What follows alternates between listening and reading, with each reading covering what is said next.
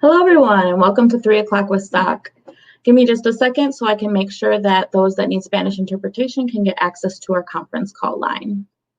Buenas tardes, muchísimas gracias por estar aquí con nosotros en otro foro comunitario con SOC. Como siempre, ustedes pueden escuchar el programa en español a través de una llamada de conferencia y el número aparece aquí en la pantalla. Hay que marcar 646-749-3122 y luego hay que poner la contraseña, cual es 779-328-221. Thank you so much for giving me that time to make sure people can get Spanish interpretation. And I just want to remind everybody that we do have these videos in English and in Spanish on our Facebook page and on our YouTube page after they are live. So even if you aren't able to be with us live at 3 p.m. here, you can absolutely still watch these interviews with guests and see the information that we have for you on our Facebook page and our YouTube page. I'm Gabe Charles. I'm the Civic Engagement Manager here with Southside Organizing Center, and I've got Marlene in the background helping me out with production and comments today. And I do just want to take a moment to say happy MLK Day to everybody. I want to take some moments to honor Dr. Martin Luther King Jr. since today is his holiday. And I think that MLK is someone who is tokenized often and used as a tool for people and for companies to show they care about racial justice, but not really show up for justice. And on this day, I really like to take moments to remember the more radical direction Dr. Martin Luther King Jr. took in the later part of his life, which was much less palatable for moderates because it was demanding the incorporation of economic justice and fighting against the military-industrial complex, which wasn't as easy for moderates to get.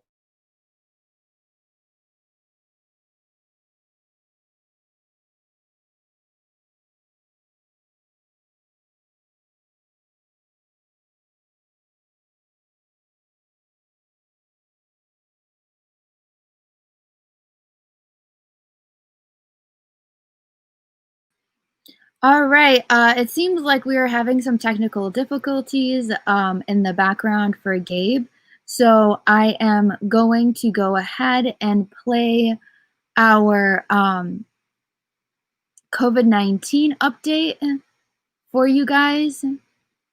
So you can take a look at that. We're announcing that SOC is distributing lead filters. So you can go ahead and order your. Sorry, my internet went out for a second. All right, okay. I was about to play the code update. You can go ahead. I appreciate you hopping on, Marlene. That's teamwork right there. But hopefully I secured my connection. Sorry about that. But yeah, I was going to share one of my favorite quotes from Dr. Martin Luther King Jr. with all of you. And it's wild how relevant this still is today, especially given everything that's happening. And it's just as relevant today as it was when he wrote this letter from Birmingham jail. And I will read the quote now.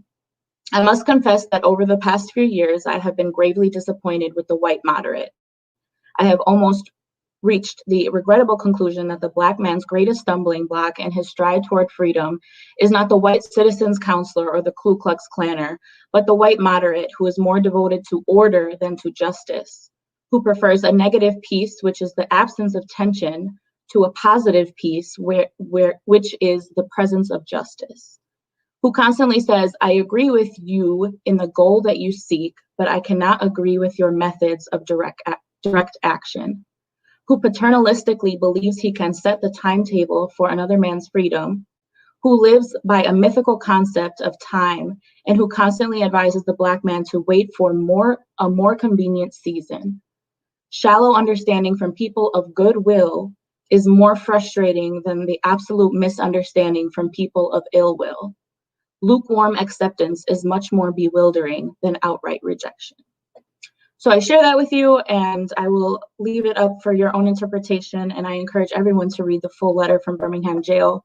It is a phenomenal piece of writing from Dr. MLK Jr., and I will just again say happy MLK Day to everybody for the day. And just continuing on with some announcements, I will say that We are available to all of you as SOC staff. We are not doing any work in person still, but you can call us at 414-672-8090. You can email us at soc@socmilwaukee.org, or you can check out our website, socmilwaukee.org, that always has updated information and resources for everybody. I also want to encourage you to fill out the SOC survey. Like always, we love your feedback. We want to know what you want to hear about, what you're curious about, what you think we could do better, given that this forum is for all of you. So please take some time to fill out that SOC survey. It is located in the comment section. So go ahead and do that. Also, I just want to mention again that we are not doing any work in person, so we're working virtually, and that's why you see me without a mask on. But please know that if we were working together in the same space, if we were at the office, we would absolutely be abiding by the mask mandates and wearing our masks to make sure we keep ourselves and our loved ones safe. And I also just want to see who's here with us today. Please go ahead and comment if you're here watching. We love to see hellos. We love to see hearts. We love to see likes. Go ahead and let us know that you're here. I can see a number of people that have already said hello. We've got Angel saying hi. We've got Ariana, Lucas, Jasmine, and Leroy, and Isaiah saying hi. Thank you all for being on. We love to see you all here. And yeah, anyone else that's here, go ahead and give us a like, give us a heart, give us a hello. We love to know who's here watching with us. And also, finally, just a disclaimer that the views and opinions shared today do not necessarily reflect those of SOC. There are certain things that we can talk about as a nonpartisan organization, but we always give the space to our guests to share their full opinion and perspective on whatever topic they might be talking about. So yeah, again, just happy MLK Day. Today we're going to be talking with Carlene Bechen from Wisconsin Voices, who is the fair map organizer there. And we're going to be talking about redistricting and gerrymandering. And a quick review of the rest of the week. Tomorrow we will have Maggie Kellogg from the Peak Initiative with us. On Wednesday we'll have Eduardo Galan, who's the regional superintendent, and also we'll have Alderwoman Yocasta Samaripa with us for Inauguration Day on Wednesday for our Spanish program. Then Thursday, Claire Evers will be with us, who's the Deputy Commissioner of Environmental Health for the Milwaukee Health Department. And then Friday, we will have someone from the Operations Division of the Department of Public Works. So we've got a stacked week for you all, and we have an awesome program today. So I will go ahead and welcome on our guest for today, Carlene Bechen. Hello. Hi there. Can you hear me? I put my breath in and out, okay, good. Hi. Yes. Nice to see you. So glad to have you on here. This is a really important topic, especially given that these redistricting processes are going to be starting soon or have already started. So we're excited to talk about it. Great. Well, I really appreciate the opportunity, and I'm going to share with you a presentation that I've done several times. Like you, Wisconsin Voices is a nonprofit, nonpartisan organization. So it may sound sometimes like this is kind of partisan, but it's really not. This is really not a partisan issue. So I'm just going to go ahead and share my screen.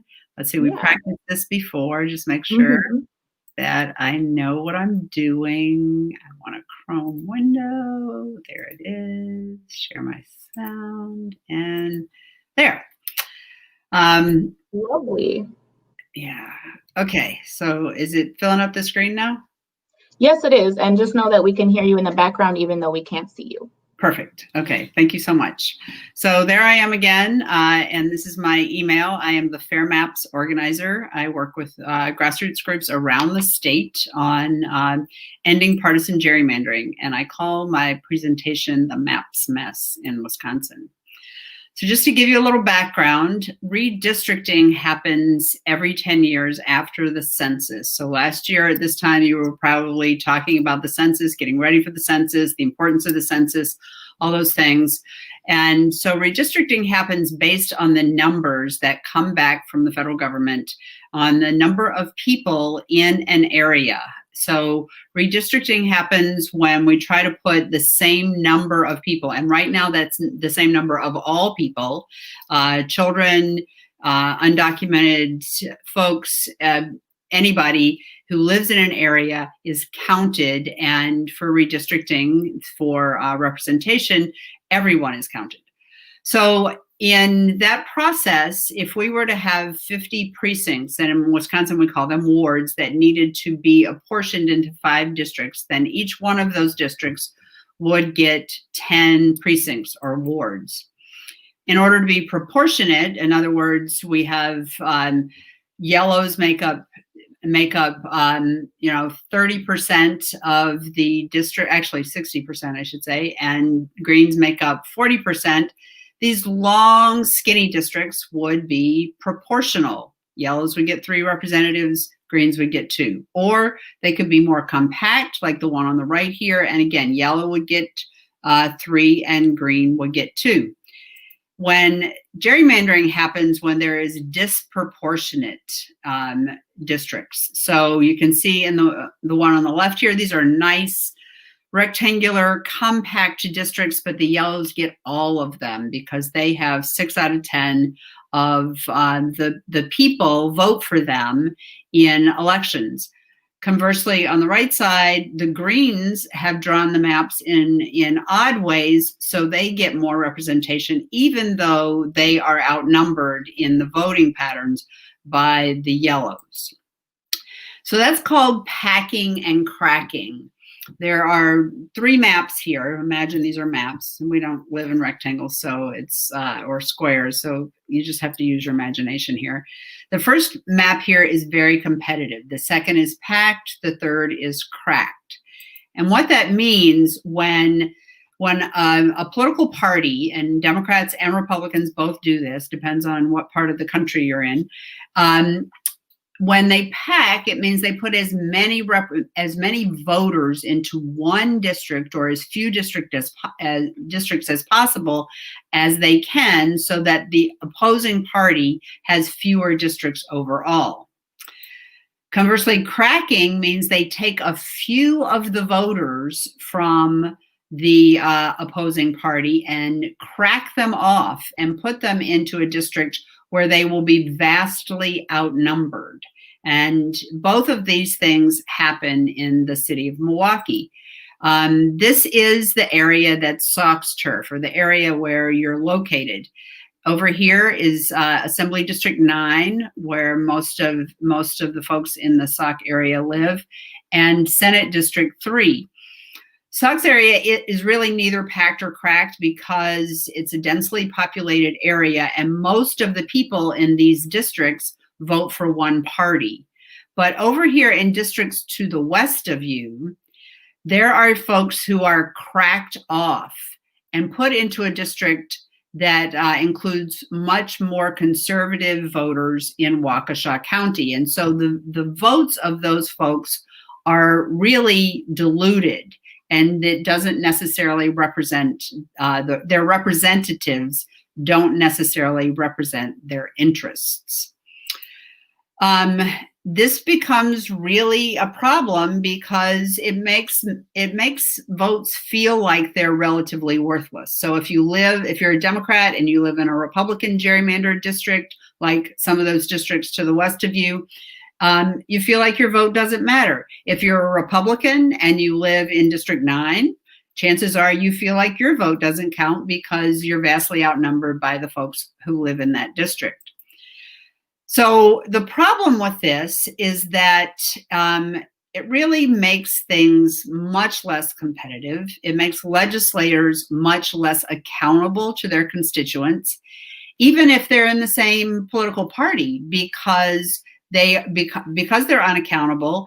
They don't really have to answer to their voters, and it deprives us of equal representation. Things become hyper-partisan, and there's a lack of cooperation. So this has a history. Back in 1967, the Supreme Court in the Reynolds versus Sims case said that one person should get one vote, and that became the law of the land. Our own Wisconsin Constitution requires that there be approximately the same population in districts in order to, and this is a quote, maintain the integrity of political subdivisions, meaning municipal and county boundaries, maintaining communities of interest, and creating geographic compactness. And the reason this is important is before this 1967 ruling, there could be rural representatives who had a few hundred voters in their district and urban representatives who had several thousand. So it really wasn't equal representation. Folks in sparsely populated districts really had an outsized voice in how legislation was created. So the census and one person, one vote became very important. In Wisconsin, the last time that there has been any kind of cooperative bipartisan legislation in creating these maps was in 1971. So this was the first redistricting after that Supreme Court ruling. And just to give you a little bit of a perspective, that number 40, that's me in 1975. I couldn't find a 1971 picture. I was in high school in rural North Carolina, and I now have a granddaughter who will graduate from college this May. So it's been a long time since there's been cooperation in the Wisconsin legislature on maps. In 1981, in 1991, and 2001, there was divided government. In other words, the governor and the various chambers of the state legislature were controlled by different parties. And so there was a lot of bickering back and forth about the maps. They were ultimately vetoed and they went to federal courts.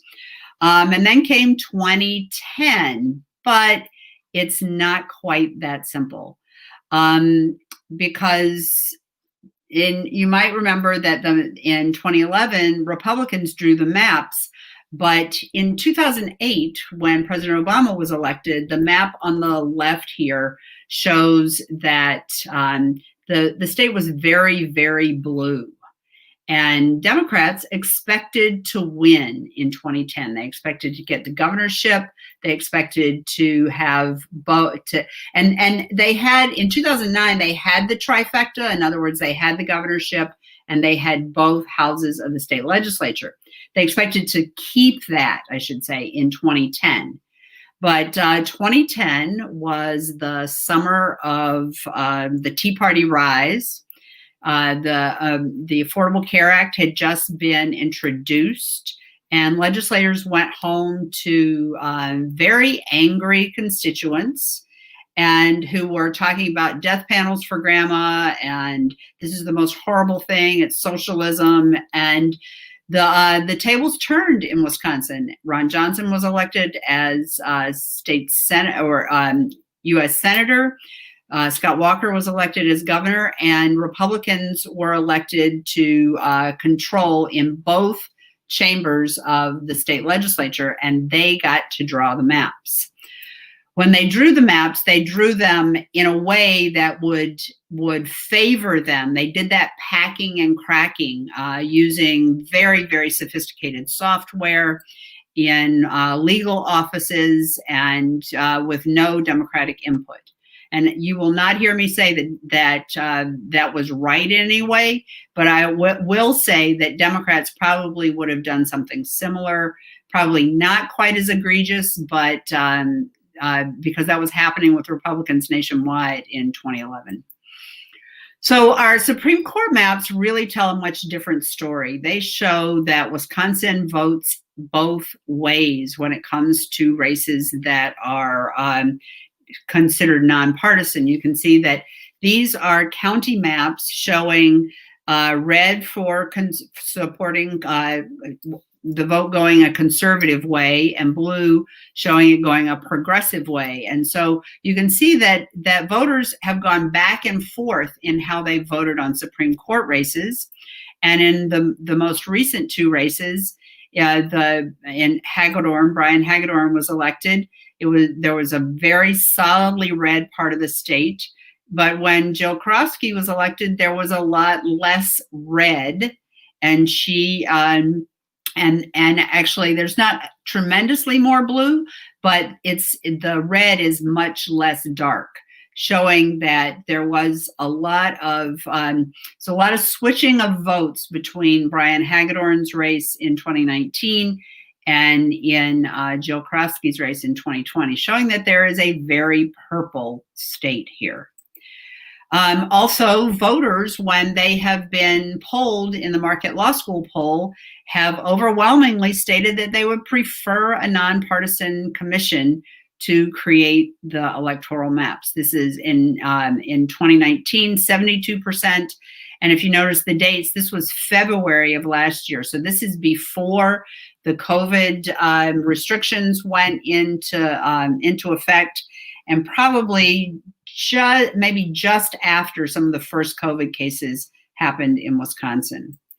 Right next door in Iowa, 40 years ago, they came up with a nonpartisan process that prohibits them from using any kind of voting data to rig the maps. One of the things that happened in 2011 is Republicans took a look at where people live, right down to the streets they live on and how they tend to vote within wards, and drew lines that picked their voters so that they knew that they would have a majority. They tweaked the lines so egregiously that they could pump the Democratic vote up to the highest it's ever been in Wisconsin, 57%, and still maintain a majority in the state assembly and the state senate.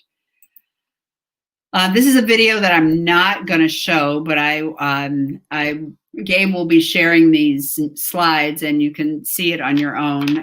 It was produced by the Wisconsin Farmers Union, just about this whole fiasco around the maps. So the reality in Wisconsin is that our state constitution makes our legislature responsible for electoral maps. Does not say they have to draw them. They have to approve them. And in fact, in 2011, they didn't draw them. As I mentioned, they used consultants and sophisticated software. Then the governor signs them into law, or the governor can veto them.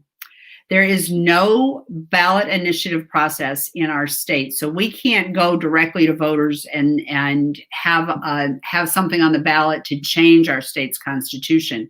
In order for that to happen, legislation has to pass the state legislature for 3 consecutive sessions, both chambers of the legislature, and then it goes to the voters. So what we do have are resolutions and referendums. So resolutions are passed by county boards and city councils and village boards, town boards. Referendums are things that citizens can vote on. They are advisory, but we have been able to pass them in 28 counties, every place that a referendum has gotten on the map. And I'll share that in a little bit. And the other thing that we have is public education and awareness and support, so that we can pressure our legislators into representing us.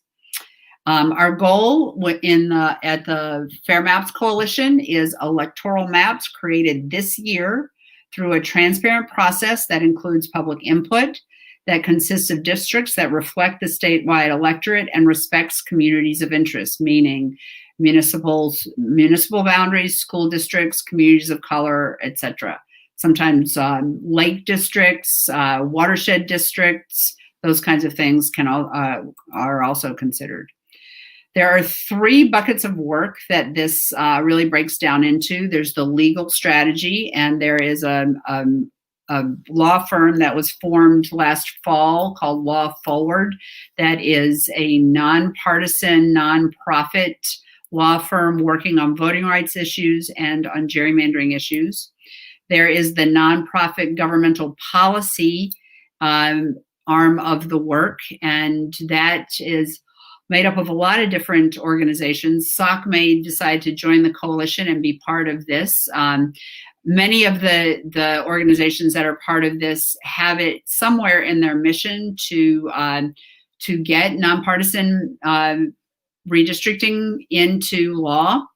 And the lead team on this is about 6 or 7 organizations, including the League of Women Voters, the Wisconsin Democracy Campaign, and others for whom this is a central part of their mission.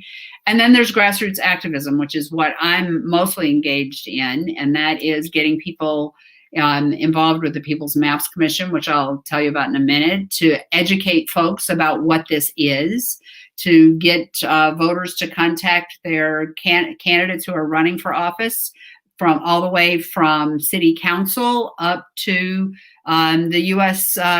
Congress, because everybody has something at stake in this. And also, we do a lot of letter writing and social media. So since 2014, there have been 28 referendums passed at the county level. It took 5 years, 2014 to 2019, to pass the first 8. And then just in 2020, we passed 20 more, 2020.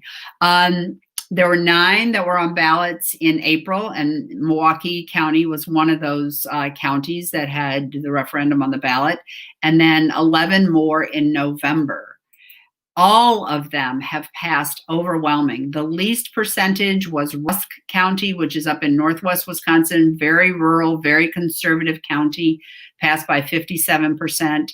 The highest was in Dane County, and Dane County was the first county to pass a referendum. Not surprisingly, Dane County is really blue, and after the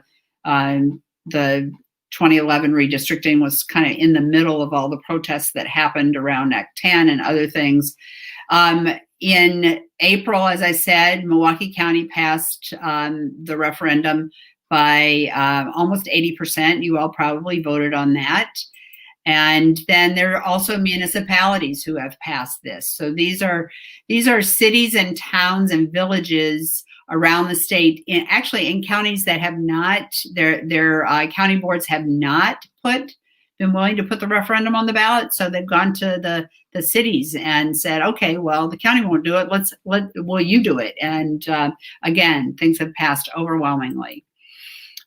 This is a link to the Fair Maps Coalition website, and I'm just going to link over to that and show you what's there, so you have you can check it out later. There's what you see when on that page. This is a link to that. No, we do not see the website. We still just see those slides. All right, you probably just shared a specific tab. I did, but we will definitely share that website out for people to check out. Yeah, absolutely. Please do. Okay, so let me get back. Okay, so what's happening now? There is a rules change petition, which is, I had never heard of one of those until recently, a rules change petition before the state Supreme Court that was introduced by the Wisconsin Institute of Law and Liberty. Those are the same people who challenged, who wanted people purged from the voting records. And Scott Jensen, who's the former Republican Speaker of the State Assembly, he was involved in a big scandal and disbarred. But they wanted a rules change to say that any litigation, any lawsuits brought about redistricted maps would go directly to the state Supreme Court. That's a bad idea because it cuts the lower courts out, and the lower courts is where what's called fact finding happens, and where people like us, organizations like SOC, organizations like the League of Women Voters, are able to bring evidence. So they set a hearing on November 3rd. They said, okay, we're going to have a hearing on this. It'll be on January 14th. So that's the day after the election, or maybe it was November 4th. They gave us about 3 weeks to get comments in. We were able to get over 1,900 comments from Wisconsinites in by that deadline. And then just last Thursday, 25 or so of us testified before the state Supreme Court, asking them to reject the rules change. And there were only 4 folks who argued in favor of it. So we're very hopeful that by the end of the month, we'll have a judgment on this from the state Supreme Court saying that that they're rejecting it, but we don't know what will happen with that. Another thing that's going on in the 2020 State of the State address, Governor Evers announced that he was going to create the People's Maps Commission by executive order. He did that. It was formed this year. And just in his State of the State last week, last Tuesday, he reinforced the importance of this commission. This commission is actually doing exactly what we want to have happen. They are gathering input from folks around the state. They are meeting with experts in how to create maps. And it's really important thing to participate in. And there are 4 more hearings coming up. So you have an opportunity to do that. There are 9 commissioners, 1 from each congressional district, and actually 2 from the 4th congressional district where you all are. And Christopher Ford is the chair of the commission. So these are some of the folks. Anne Marie McClellan is involved in a Fair Maps team up in northwestern Wisconsin. These are the other 4 representatives. Tony Phillips is actually involved in a Fair Maps team up around the Green Bay area in the 8th congressional district. So these folks are meeting almost every week. They meet. They have the hearings on the 2nd and 4th Thursday of the month, and they meet with one another on the 1st and 3rd Tuesday of the month. So they'll be meeting tomorrow. And those meetings are open. The hearings, people have an opportunity to actually register and testify. The meetings you can watch because they are open meetings and they're regulated by open meetings laws. You can't participate, but you can watch what's happening. As I said, there are 4 more. Oops, dang. I'm rolling on my mouse over here. There are 4 more hearings coming up in the 7th, 1st, 6th, and 2nd congressional districts. And you don't have to live in those districts to testify, although folks who live in those districts do get priority because they're focusing on the issues that affect that district. The one for the 4th congressional district happened last Thursday. You can also submit written testimony, so you don't have to testify orally before the commission. There is the link here to the website shows you on the hearings and meetings tab, there's a place to submit written comments. So I strongly encourage folks to do that. Some of the things that the coalition that we're doing to support this work is we have panels of local folks who talk about how gerrymandering affects issues in your region. So on the panel for the 4th congressional district was County Exec David Crowley, also Christine Newman-Ortiz from VOCIS, Anna Dvorak, who works with the Nurses Union, and also Elena Calhoun, who is a volunteer who does a lot of voter registration and other kinds of things. So that is on our Facebook page, and you can watch that. We do those in Facebook Live. We also do a testimony training, and that's how I met Gabe, because she came to the testimony training. And if you're interested in testifying, we do have another testimony training coming up this Saturday at 3:00 for folks who want to testify before the commission. So here's what's likely to happen next. The Supreme Court's going to make a decision, as I said, on that rules change petition. There's going to be nonpartisan redistricting legislation introduced in the state Senate and in the state Assembly. It'll be circulated for co-sponsors, trying to get as many co-sponsors, both Democrats and Republicans, as possible. The People's Maps Commission is going to continue to gather input through March. So that's both from experts on redistricting and regular folks who want to share how they're impacted and what their concerns are. At some point, the census numbers are going to come back. I've heard as early as March 6th and as late as June. So that's something that we really don't know yet, and the upcoming inauguration and change of president could impact that. I just heard today that the head of the Federal Census Bureau resigned today. He did have a fixed term, and it would be coming to an end sometime this year, but he did resign early today, so I don't know how that might impact the census. The Republican-controlled state legislature still has control of both houses of both chambers of the legislature, and that means that they are the ones who get to control what happens, and they are likely to draw maps that look a lot like what we have now. We hope they don't.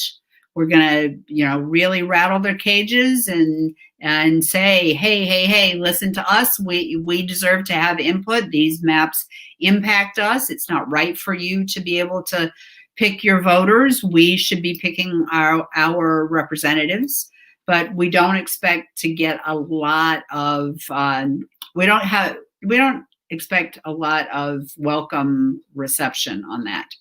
The People's Maps Commission is likely it will create maps through this open process, and that's had a lot of public input. It's very likely that the state legislature won't accept those maps, and that the maps that they send to the governor will be vetoed. And then those maps are very likely to, those maps will go to court, probably, most probably. The legislature will have a chance to redraw them, but we'll see. So that is my presentation. I'm going to stop my share. And I just want to address one thing that is often a question after I say, these maps are likely to end up going to court. A lot of people say, then why bother doing anything? Mm-hmm. And I think that the best answer I know to that is that if we don't make our voices heard during the process, then legislators, the courts, the court of public opinion thinks we don't care. Right. And so it's really, really, really important for us to make our voices heard on this. And so I'm totally open for any kind of questions folks have. Yeah, wow. Thank you so much for that presentation. It was really comprehensive and understandable and informative in so many ways. And I was a middle school teacher for a really long time. You can definitely tell in the way that you were able to explain some very difficult concepts, because especially things like cracking, packing, those are words that people don't hear very often. And I'm sure people are still kind of processing what that means and how it comes out in the maps that we currently have too. And so I really appreciate that explanation, going into depth about what those concepts mean, and especially showing the SOC district. That was a really nice touch. So this is the assembly map. Mm-hmm. And so this is Milwaukee. And sometimes I think that, we live where we live and we don't necessarily think about some of the other things. But when you look, for instance, at Jefferson County here, Jefferson County has 1, 2, 3, 4 assembly representatives. Mm-hmm. Okay, and then they have 1, 2, 3 different Senate representatives. Makes a huge difference. Yeah, when you live in a county that's not that populated, right? Jefferson County is fairly rural. To have that many different legislators, people have been cracked. This is Scott Fitzgerald's district. This is a really blue part that's been cracked off. This area here is really very, very red. As is this, but this part of Jefferson County is also kind of light blue. So this is very blue. This is light blue. This is really red. And so it could make more sense. It might make more sense for this whole county to be in one assembly district, right? But not. Another really good example, 21 and 22 down here with Racine and Kenosha. They used to be basically the whole county was 21 and 22. But in order to to be able to have some of these other districts here end up being red, they consolidated all the blues in, I mean, this is kind of convenient, isn't it? All the blue is here in the city of Kenosha and the city of Racine, and then the rural parts of the county are very red, or, you know, this is kind of progressive, very conservative.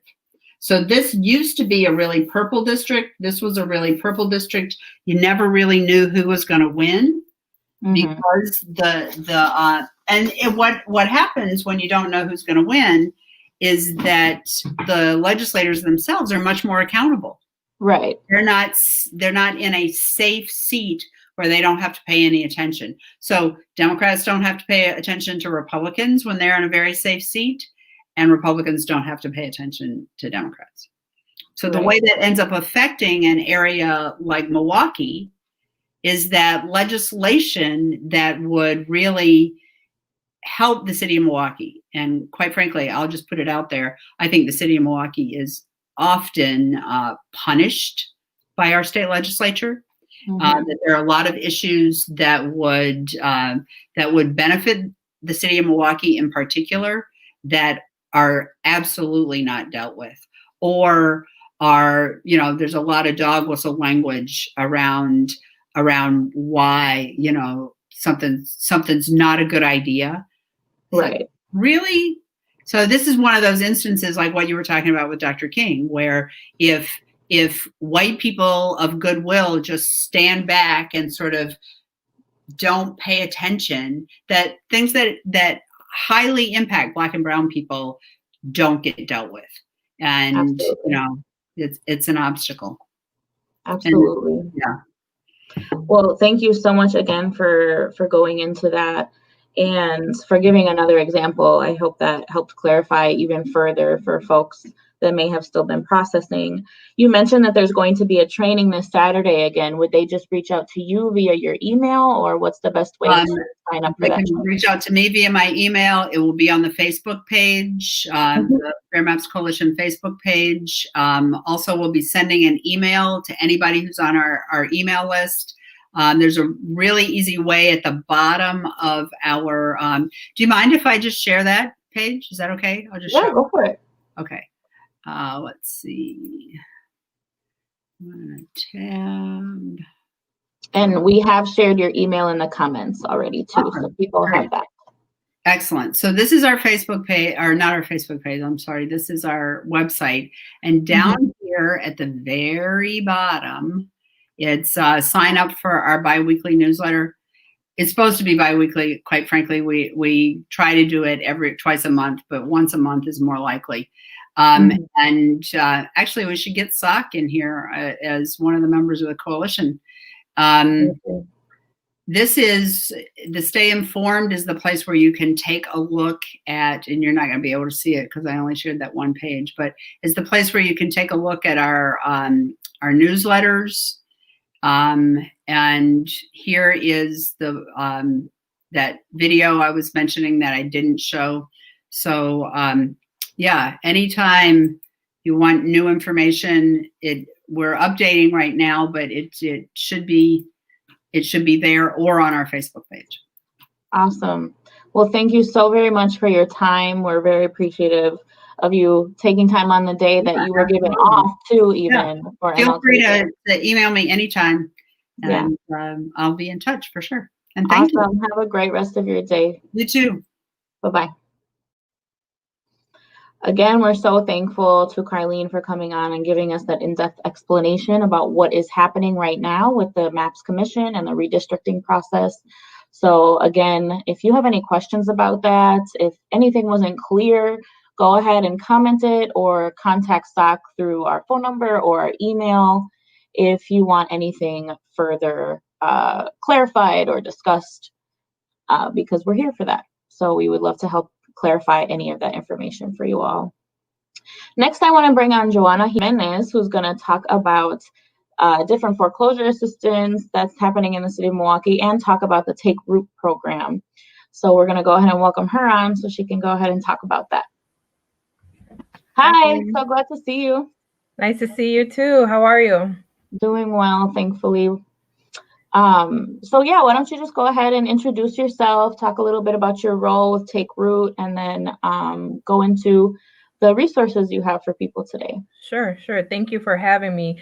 Do you want me to share my screen too? We have websites that we can promote. Yeah, sure. Okay.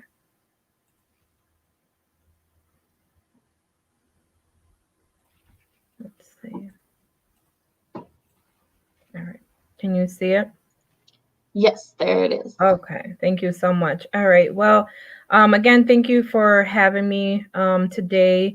Again, Take Root Milwaukee is a program under the Urban Economic Development Association, and our focus is to provide resources that are trusted to the community to help people buy, keep, and fix a home. Our membership is comprised of a lot of professionals, and including the City of Milwaukee, the HUD-approved counseling agencies, lenders, realtors, and other community organizations that all have a plan or a service to support sustainable homeownership here in the City of Milwaukee. And so with everything that's happened with COVID-19, this is Take Root Milwaukee was created to kind of combat those kind of crisis situations. And so early last year, the membership got together and started to put together resources for homeowners. And so one of the first things that came out of, the CARES Act and, of other organizations working together, such as the Milwaukee County, they appointed Housing Resource Incorporated to provide mortgage assistance to homeowners. So if homeowners couldn't, pay their mortgage after the 1st of March of last year, they could be eligible for assistance. If you go to our website, takerootmilwaukee.com, there's a blog post on the program. And the good news is that the deadline has been extended. At first, people can only apply until December 18th, but the deadline has been extended to June 18th of 2021. So again, they can provide you help for up to 6 months of mortgage payments if you qualify. All the eligibility information is on our website for you to look it up. And there's also the application link that'll take you right to the page to apply. There's also a hotline on our website, if you could see it down here, for them to call as well for more information. And is there Spanish language information directly on the website as well? There should be on the HRI website, but if there isn't, they can always contact me at Take Root Milwaukee and I can help them with that or find it for them. Great. But they do have bilingual counselors, so excellent. It's a resource that's available. Another resource for homeowners is that the City of Milwaukee's property tax bill has already gone out, right? Mm-hmm. And homeowners have until January 31st to make their first payment on a payment plan or to pay that bill in full. And so the city treasurer, offers a payment plan, but they have to, homeowners have to call and get set up on that payment plan. So it's important to, get on that payment plan, obviously to pay your bill in full, but if you can't, contact them so that you can get on a payment plan to be able to avoid going into foreclosure issues. It's kind of, a tedious process to get out of once you're already, your file has been already submitted for foreclosure filing. So we want people to get ahead of, their situation. So again, our website has straight from the city, they have a video from the treasurer and information on what to do and how to, again, call the city, the number that's provided here, and we can provide it on the Facebook post as well. And then we also have resources that can help people navigate through their financial situations. And so there's counseling agencies that, can help some homeowners, navigate through, the difficult process because it could be a tedious and stressful. And so there's professionals that are able to help people with their financial situations. Great. Thank you so much for sharing that. Sure. And then one more thing, there's also different ways that people can make those payments since City Hall is not open for people to come in and pay their bills like they used to. There's drop boxes around the city. They can pay by mail or online if they call. Great, great. So one more resource that I want to talk about is help for renters. You know, a lot of people in Milwaukee also rent. And so the Milwaukee Rental Housing Resource Center is getting up and running. Their website is still under construction, but through community advocates, they have assistance for house renters to avoid eviction. And so we'll put the phone number where people can call.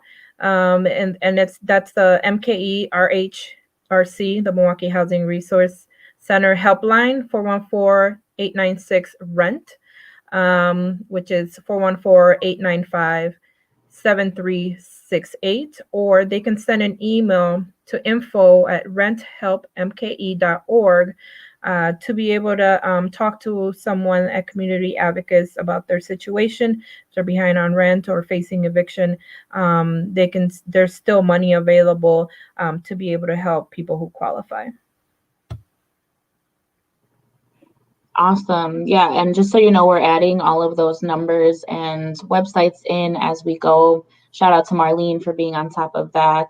But yeah, any additional websites or links or phone numbers or emails that you want to add into the comment section afterwards, we would absolutely appreciate that. And I did tag Take Root Milwaukee in our live post so that you can find it later to add that stuff in if there's anything that we may have missed. Yeah. Awesome. Thank you so much. Again, you can go to our website and find trusted resources, to help people buy, keep, and fix a home. We also have a calendar of events for some of our members. Obviously, a lot of things are virtual right now, but our website has a wealth of, information that could be trusted professionals, community organizers that are ready to help people. Awesome. And just a quick question, is there any cost associated with any of these services? No, most, I would say 99% of the resources that are part of Take Root Milwaukee are free or very low cost. So it depends on, what service. Thank you. Well, thank you so much for being with us and for sharing that information. We're really glad to hear that they extended the deadline for that foreclosure assistance, especially until June. That's a great extension. So we will make sure to get the word out about that and all the other awesome things you shared with us today. Definitely. Thank you for having me again. And I just want to remind people that it's for Milwaukee County. So it's not just homeowners in the city of Milwaukee that can apply and, see if they qualify for that assistance. Great. So thank you again for having me. I'll look forward to the next time we get together. Yeah, definitely. Thank you so much, Johanna. Great. So again, all of that information is in the comment section for all of you. And we had, between the two guests, we had so much information today and the comment section is blowing up. Feel free to weed through all of them and to find the links and all of the things you may need to look into whatever it is you liked about today. And so now we'll go ahead and share the public health update for the day, and Marlene prepared a video for us. Lead is a metal that was once used in paint, plumbing, gasoline, and other materials. Lead poisoning occurs when too much lead builds up in the body. Even at low levels, lead poisoning can harm the developing brains and bodies of infants and young children. Because there is no safe level of lead exposure, it's important to prevent lead exposure, especially for infants, young children, women who are breastfeeding, pregnant, or who may become pregnant. If your home was built before 1978, you most likely have lead paint on the inside or outside of your home. Frequently, lead paint is underneath newer coats of paint. Lead-based paint becomes a hazard when it chips, peels, cracks, chalks, or when home renovation projects disrupt the paint. When lead-based paint begins to chip or peel, it often resembles alligator skin, forming square or rectangular shapes that rubs off with a chalky residue. This creates dust or small paint chips. Cleaning your home in a lead-safe way is a fast and effective way to reduce exposure from lead. This video discusses how to reduce your exposure to lead in water. Milwaukee's water quality meets all federal and state guidelines when it leaves the treatment plant. However, lead is often present in drinking water because service lines and interior plumbing may contain lead. In Milwaukee, water service lines installed before 1963 may contain lead. Pipe solder, brass fixtures, and/or faucets made before 2014 also may contain lead. Lead can dissolve into the water when water sits in lead pipes for extended periods of time. To reduce the risk of lead exposure, Milwaukee Water Works adds food-grade phosphate to the water during the treatment process. This forms a protective coating inside pipes and plumbing fixtures. The City of Milwaukee Health Department recommends that infants who are bottle-fed, children with reported elevated blood lead levels greater than 20 micrograms per deciliter, and State of Wisconsin licensed and/or certified childcare facilities that are living in homes with or without a lead service line should use a certified drinking water filter for lead removal. Additionally, families with children under 6 years of age, children with blood lead levels greater than 5 micrograms per deciliter, pregnant women or women who may become pregnant, and breastfeeding women living in homes served by a lead service line should use a certified drinking water filter for lead removal. Not all water filters are certified to remove lead from water. When buying a water filter, make sure that it says NSF ANSI Standard 53 for lead. The following video demonstrates using a pitcher filter. Before installing any certified water filter, it's important to follow all manufacturers' directions for installation and recommendations on when to replace the filter cartridge. Remove the pitcher filter from the box. Slide the top of the docking station off. Insert the filter and place the top back on. Plug the cord of the docking station into an outlet. Next, fill the center console pitcher with cold tap water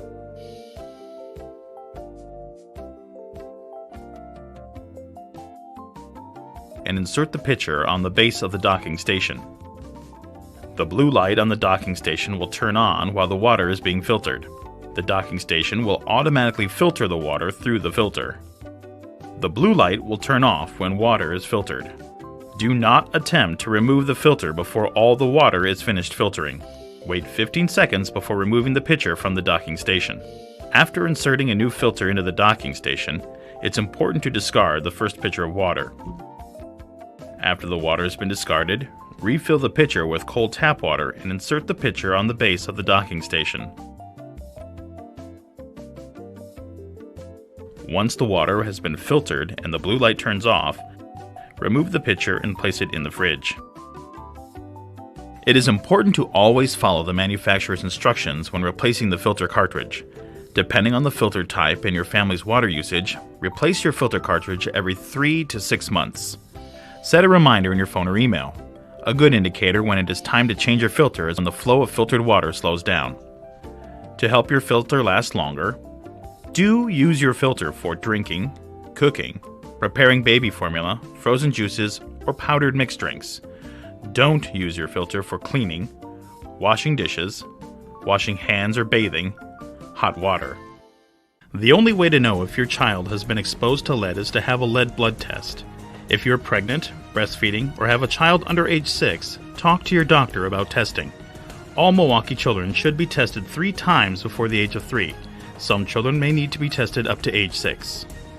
This message is brought to you by the City of Milwaukee Health Department.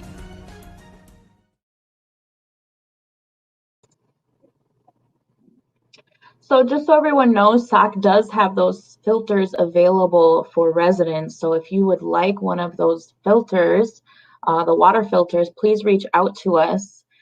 There will be information in the comment section on how you can do that. But yes, it's still open to request those filters. And once you request it, Marlene will reach out to you and your filter will get dropped off at your house. And she will meet with you virtually on a call to make sure you can get it set up correctly. So yeah, reach out to SOC if you want one. We need to make sure we're taking care of the lead situation, especially in the water. So reach out to us if you have any questions or concerns about that. And then finally for today, I know we're running short on time here, but I'm just going to share quickly what's coming up this week. From top to bottom, today we had an Equal Rights Commission meeting, and starting tomorrow at 8:45 in the morning, there's a licenses committee meeting, and then also at 9 a.m. a common council meeting. Also tomorrow at 12 p.m. is an Equal Rights Commission meeting, as well as an ethics board meeting at 1:30 p.m. Then on Wednesday, we have a city county task force on climate and economic equity meeting at 2:30 and an Equal Rights Commission meeting at 4:30. Then Thursday, we have a licenses committee meeting at 9 a.m. and a fire and police commission meeting at 5:30 is the regular session. And then finally, we have an administrative review appeals board on Friday at 9 a.m. So we've got a common council meeting this week. That's always something you would want to tune into. In the comment section, we have information on how you can access those meetings virtually, but a lot of other cool meetings that you could attend this week as well. So thank you so much for being with us. Reminder that we have some great guests coming up for the rest of the week. Tomorrow we have Maggie Kellogg from the Peak Initiative. Wednesday we'll have Eduardo Galan and Alderwoman Yocasta Samaripa on with us for the Spanish program on Inauguration Day. Then Thursday we'll have Claire Evers with us from the Milwaukee Health Department. And then Friday we'll have someone from the Department of Public Works on with us. So packed week for everybody. I hope that you can tune into some of those days or all of those days. And if not, watch them after the fact because we have them on our Facebook and YouTube pages. Again, happy Martin Luther King Day, everybody. I hope that you are, staying radical out there. Have a great day, everybody.